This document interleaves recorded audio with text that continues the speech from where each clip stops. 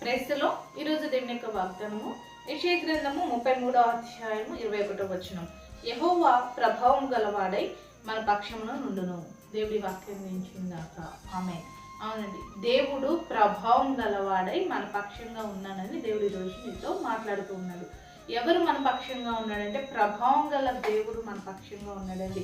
నీ పక్షంగా ఎవరు లేరని, అందరూ నీకు విరోధులు అవుతున్నారని, అందరూ నేను అపార్థం చేసుకుంటున్నారని, నిన్ను అర్థం చేసుకునేవారు ఎవరు లేరని, నిన్ను బలపరిచేవారు ఎవరు లేరని, నీకు సహాయం చేయవారు ఎవరు లేరని కృంగిపోయి అధైర్యపడుతూ ఏంటి పరిస్థితి, ఎవరు చూసినా కూడా నేను ఒక రకంగా చేస్తే వారు ఇంకొకలాగా అనుకుంటున్నారు, అందరూ అపార్థం చేసుకుంటున్నారు, అందరూ అవమానిస్తున్నారు, ఎవరు నా పక్షంగా లేరు అని కృంగిపోతున్నామేమో. దేవుడు చెప్తున్నాడు, ప్రభావం గల దేవుడు నీ పక్షంగా ఉన్నాడంట. దేవుని స్తోత్రం అండి.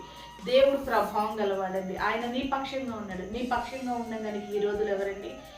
ఎవరైతే నిన్ను నిందిస్తున్నారో, అవమానిస్తున్నారో, హేళన చేస్తున్నారో, దూషిస్తున్నారో వారి ఎదుటే దేవుడు నిన్ను తలగా పెట్టి వారే నీ పక్షము వారులాగా కూడా ఒకనొక రోజు దేవుడు చేస్తాడు. కాబట్టి ఏ మనుషులను బట్టి వారి మాటలను బట్టి కురింగిపోక ప్రభావం గల దేవుడు నీ పక్షంగా ఉన్నాడు కాబట్టి నీ పక్షంగా ఉన్న దేవుడిని బట్టి ధైర్యంగా ఉండి దేవుని స్తుతించు. అటు రీతిగా దేవుడు అన్ని విషయాల్లో నీకు తోడుగా ఉండి ధైర్యం కలుగ చేయను గాక.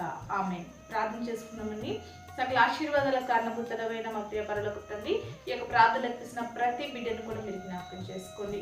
ఎవరు వారి పక్షంగా లేరని బిడ్డలు అధైర్యపడుతున్నారేమో, కానీ ప్రభావం గల దేవుడు నువ్వు వారి పక్షంగా ఉన్నావు గ్రహించి నీ మీద ఆధారపడే కృప ప్రతి ఒక్కరికి దయచేయమని యేసు నామములో ప్రార్థిస్తున్నాం తండ్రి. ఆమేన్.